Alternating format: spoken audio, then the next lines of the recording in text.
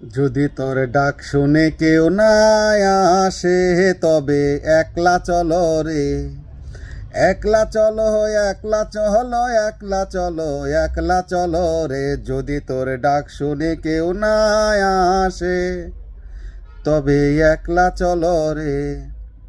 গানটা গাওয়ার একটা কারণ, জীবনে তো অনেক একলা চলছি, অনেক কিছু নিয়ে একলা চলতেও হয়, কিন্তু ফেব্রুয়ারি যে একলা চলে, আমাদের এই যে ভাই যে একটা বক্তব্য দিচ্ছে, এটা না শুনলে বিশ্বাস করা যাবে না।